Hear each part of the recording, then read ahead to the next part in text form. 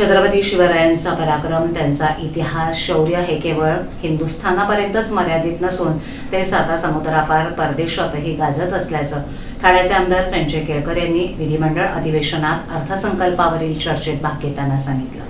आमदार केळकर हे शिवभक्त म्हणून ओळखले जातात. महाराष्ट्रात दुर्ग संवर्धनावर काम करण्यात अग्रेसर असणाऱ्या सह्याद्री प्रतिष्ठान या संघटनेचे ते राष्ट्रीय अध्यक्ष आहेत. सह्याद्री प्रतिष्ठानमार्फत इंग्लंड इथे गेले 1 महिना महाराष्ट्रातील गडांच्या प्रदर्शन सुरू असल्याची माहिती आमदार केळकर यांनी दिली.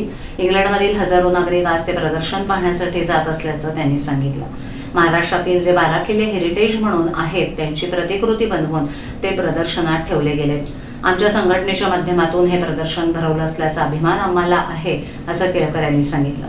महाराष्ट्रात आज अनेक लहान मोठ्या विविध संघटना या गडकिल्ल्यांसाठी दुर्ग संवर्धनाकरता, दुर्गसेवेकरता झटत आहेत, काम करतायत. हे दुर्गसेवक दिवस बघत नाहीत की रात्र, प्रामाणिकपणे दुर्गसेवेचं काम अखंडित करतायत. अशा या दुर्गसेवकांना, संघटनांना सरकारनं प्रोत्साहन देण्याचं काम केलं पाहिजे. त्यासाठी योजना आणली पाहिजे जेणेकरून या सेवकांच्या पाठीवर कौतुकाची थाप पडेल.